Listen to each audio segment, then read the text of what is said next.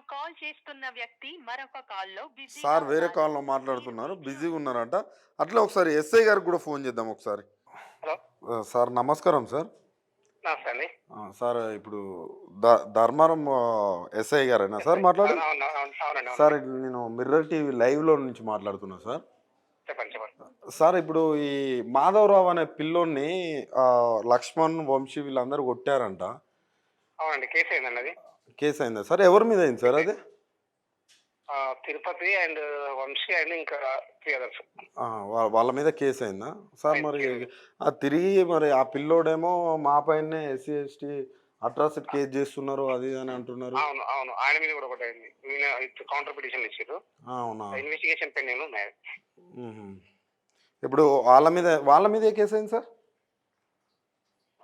వాళ్ళు 324 అయింది. వీళ్ళ మీద ఎస్సీ ఎస్టీ అయింది. ఎస్సీ, ఎస్టీ అసలు గొడవ కారణం ఏంటి సార్ అసలు? అదేమున్నా ఇన్వెస్టిగేషన్ లో ఉందండి. ఇప్పుడేం మాట్లాడలేము. ఓకేనా? ఓకే. ఇది ఎస్ఐ గారు చెప్పేదో ఇలా ఉన్నది.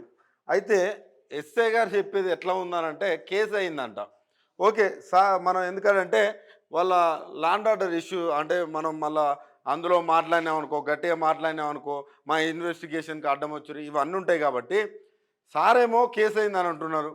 ఆయనేమో ఆ పిల్లోడు నిజం చెప్పాలంటే పిల్లోడు చనిపోయిన శవాలను పక్కన చుట్టుపక్కల ఎవరు లేరా? వచ్చిన వాళ్ళందరినీ వీళ్ళు కొడుతున్నారు కదా, ఇక్కడ రావద్దు, వస్తే చంపేస్తాం, ఆడవాళ్ళను తిట్టడం, వీడియోలు తీసిన వాళ్ళని కొట్టడం, వీడియోలు తీసిన వాళ్ళు ఒక 5-6 కొట్టిరు, ఒక మహిళను కొట్టిరంట. నన్ను కింద పడేసి విపరీతంగా కొట్టేసి తల ఇప్పుడు నాకు కనీసం ఇట్లా నిలబడదామంటే నాకు తల తిరుగుతున్నది. ఎక్కడెక్కడ